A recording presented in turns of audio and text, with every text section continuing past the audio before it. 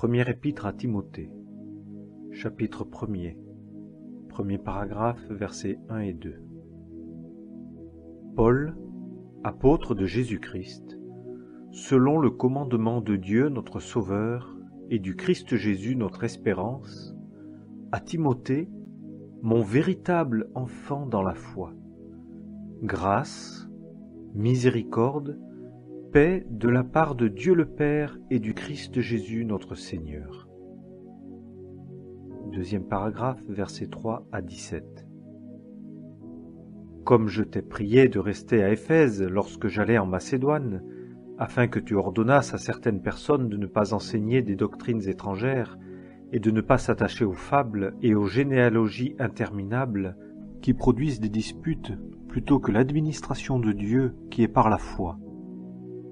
Or, la fin de l'ordonnance, c'est l'amour qui procède d'un cœur pur et d'une bonne conscience et d'une foi sincère, desquels quelques-uns s'étant écartés, se sont détournés à un vain babil, voulant être docteurs de la loi, n'entendant ni ce qu'ils disent, ni ce sur quoi ils insistent. Mais nous savons que la loi est bonne, si quelqu'un en use légitimement, sachant ceci, que la loi n'est pas pour le juste, mais pour les iniques et les insubordonnés, pour les impies et les pécheurs, pour les gens sans piété et les profanes, pour les batteurs de pères et les batteurs de mères, pour les homicides, pour les fornicateurs, pour ceux qui abusent d'eux-mêmes avec des hommes, pour les voleurs d'hommes, les menteurs, les parjures, et s'il y a quelque autre chose qui soit opposée à la saine doctrine, suivant l'évangile de la gloire du Dieu bienheureux qui m'a été confié. Et je rends grâce au Christ Jésus notre Seigneur, qui m'a fortifié, de ce qu'il m'a estimé fidèle, m'ayant établi dans le service, moi qui auparavant étais un blasphémateur et un persécuteur et un outrageux. Mais miséricorde m'a été faite, parce que j'ai agi dans l'ignorance, dans l'incrédulité, et la grâce de notre Seigneur a surabondé avec la foi et l'amour qui est dans le Christ Jésus. Cette parole est certaine et digne de toute acceptation, que le Christ Jésus est venu dans le monde pour sauver les pécheurs, dont moi je suis le premier. Mais miséricorde m'a été faite, à cause de ceci, savoir afin qu'en moi, le premier, Jésus-Christ montra toute sa patience, afin que je fusse un exemple de ceux qui viendront à croire en lui pour la vie éternelle. Or, qu'au roi des siècles, l'incorruptible, invisible, seul Dieu, soit honneur et gloire au siècle des siècles. Amen. Troisième paragraphe, versets 18 à 20.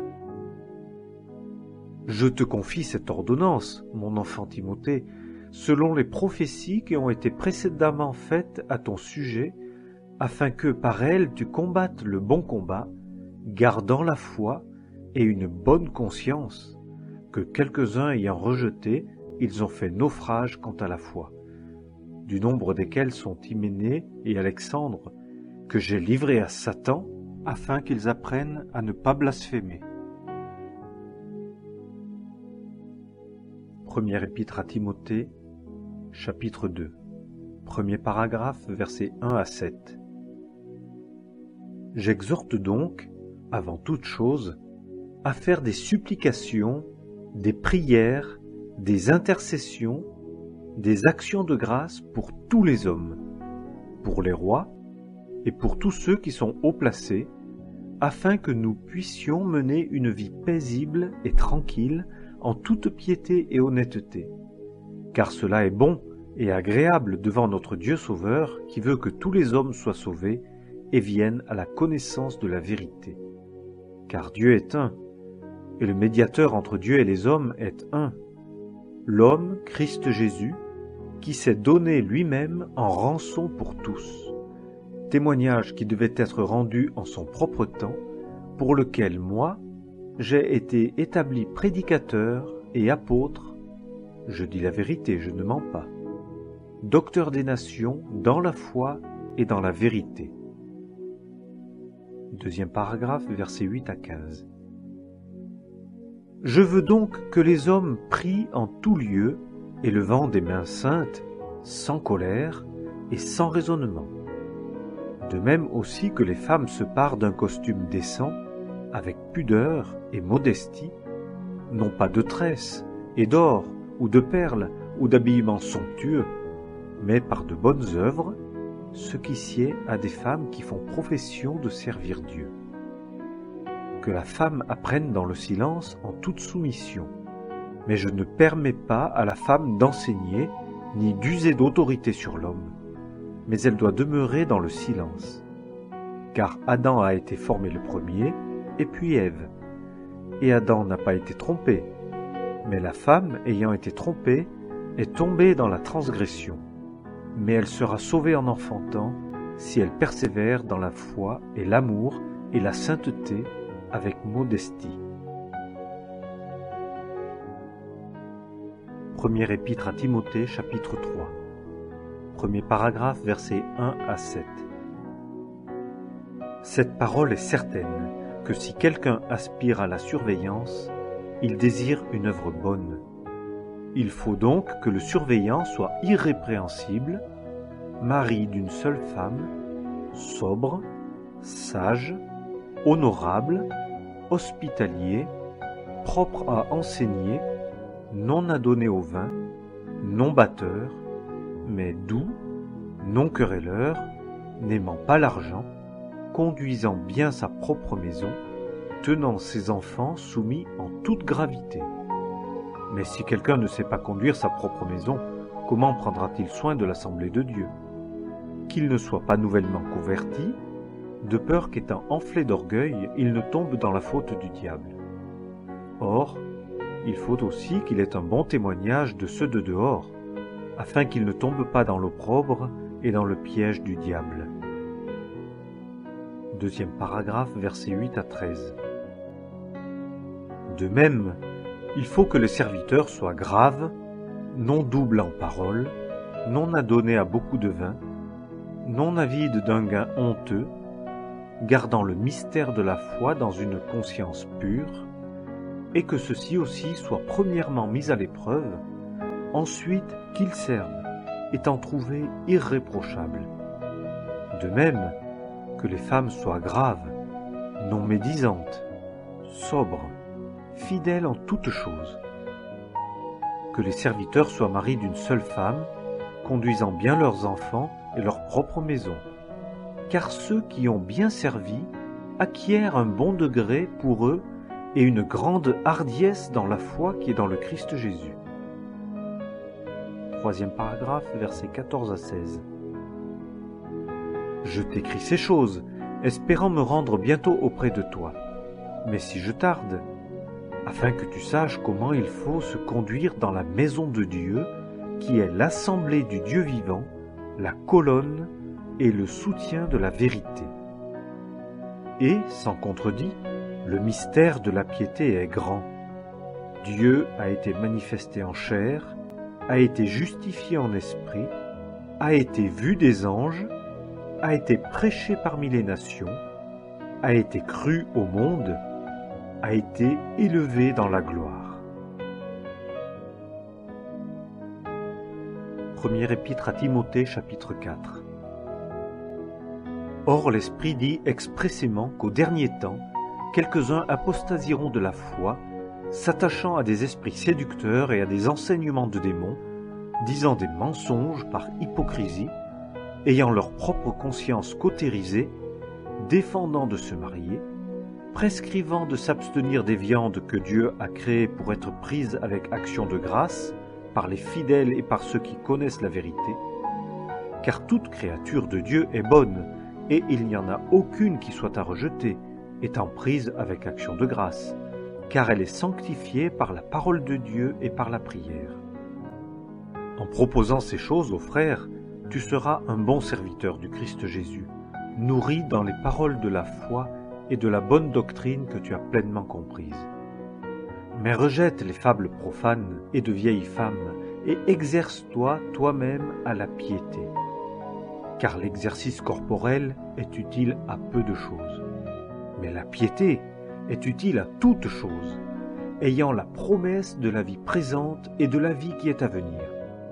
Cette parole est certaine et digne de toute acceptation, car si nous travaillons et sommes dans l'opprobre, c'est parce que nous espérons dans le Dieu vivant qui est le conservateur de tous les hommes, spécialement des fidèles.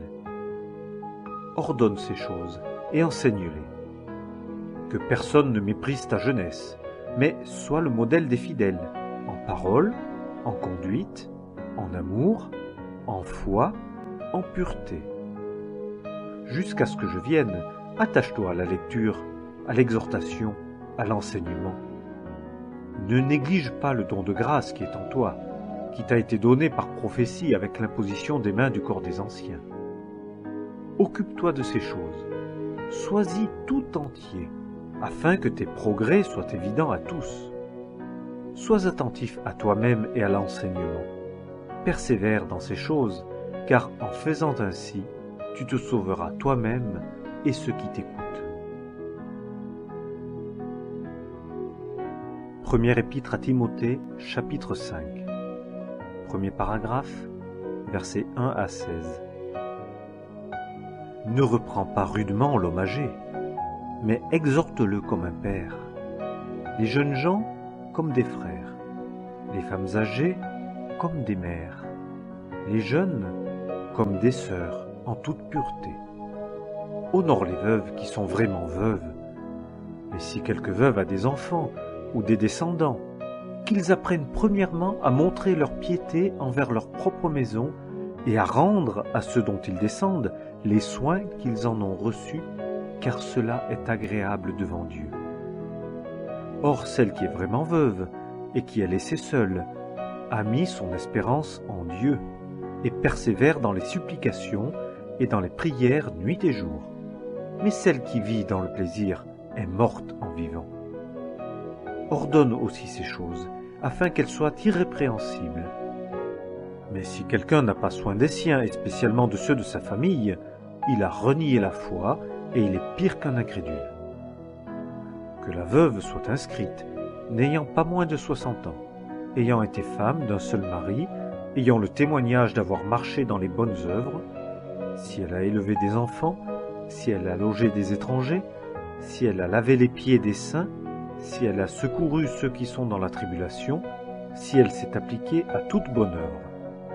Mais refuse les veuves qui sont jeunes, car, quand elles s'élèvent contre le Christ en s'abandonnant à leurs désirs, elles veulent se marier, étant en faute parce qu'elles ont rejeté leur première foi. Et en même temps, elles apprennent aussi à être oisives, allant de maison en maison, et non seulement oisives, mais aussi causeuses, se mêlant de tout, disant des choses qui ne conviennent pas. Je veux donc que les jeunes se marient, aient des enfants, gouvernent leur maison, ne donnent aucune occasion à l'adversaire à cause des mauvais propos, car déjà quelques-unes se sont détournées après Satan. Si un fidèle ou une fidèle a des veuves, qu'il les assiste et que l'assemblée n'en soit pas chargée, afin qu'elles viennent au secours de celles qui sont vraiment veuves. Deuxième paragraphe, versets 17 à 21. Que les anciens qui président dûment soient estimés dignes d'un double honneur, spécialement ceux qui travaillent dans la parole et dans l'enseignement.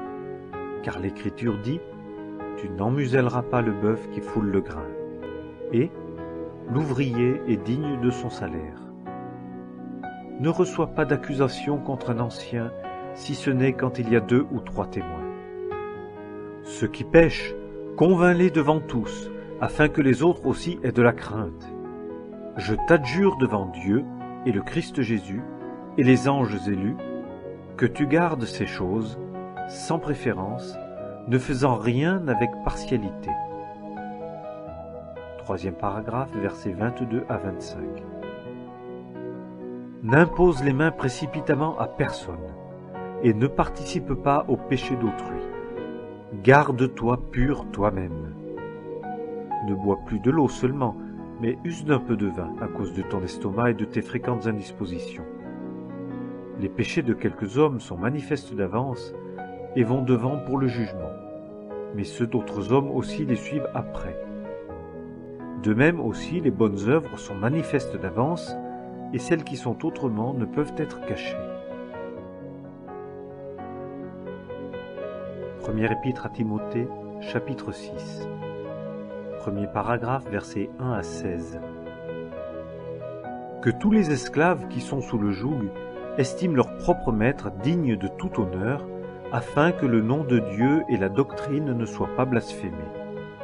Et que ceux qui ont des maîtres croyants ne les méprisent pas parce qu'ils sont frères, mais qu'ils les servent d'autant plus que ceux qui profitent de leur bon et prompt service sont des fidèles et des bien-aimés. Enseigne ces choses et exhorte.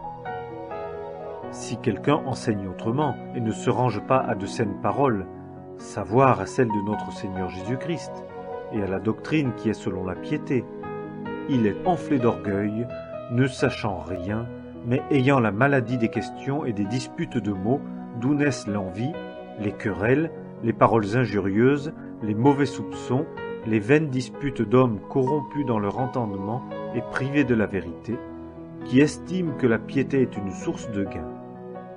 Or, la piété, avec le contentement, est un grand gain, car nous n'avons rien à porter dans le monde, et il est évident que nous n'en pouvons rien emporter. Mais ayant la nourriture et de quoi nous couvrir, nous serons satisfaits. Or, ceux qui veulent devenir riches tombent dans la tentation et dans un piège, et dans plusieurs désirs insensés et pernicieux qui plongent les hommes dans la ruine et la perdition. Car c'est une racine de toutes sortes de maux que l'amour de l'argent.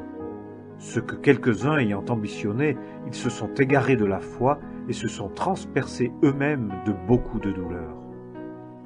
Mais toi, ô homme de Dieu, fuis ces choses et poursuis la justice, la piété, la foi, l'amour, la patience, la douceur d'esprit.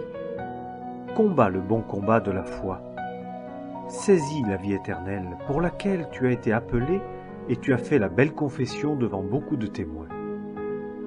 Je t'ordonne devant Dieu qui appelle toutes choses à l'existence et devant le Christ Jésus qui a fait la belle confession devant Ponce Pilate, que tu gardes ce commandement sans tache, irrépréhensible, jusqu'à l'apparition de notre Seigneur Jésus-Christ, laquelle, le bienheureux et seul souverain, le roi de ceux qui règnent et le Seigneur de ceux qui dominent, montrera au temps propre, lui qui seul possède l'immortalité, qui habite la lumière inaccessible, lequel aucun des hommes n'a vu ni ne peut voir, auquel soit honneur et force éternelle. Amen. Deuxième paragraphe, versets 17 à 19. Ordonne à ceux qui sont riches dans le présent siècle qu'ils ne soient pas hautains et qu'ils ne mettent pas leur confiance dans l'incertitude des richesses, mais dans le Dieu qui nous donne toutes choses richement pour en jouir. Qu'ils fassent du bien, qu'ils soient riches en bonnes œuvres, qu'ils soient prompts à donner, libéraux, s'amassant comme trésor un bon fondement pour l'avenir, afin qu'ils saisissent ce qui est vraiment la vie. Troisième paragraphe, versets 20 et 21. Ô Timothée, garde ce qui t'a été confié. Fuyons les discours vains et profanes et l'opposition de la connaissance faussement ainsi nommée, de laquelle quelques-uns faisant profession se sont écartés de la foi. Que la grâce soit avec toi.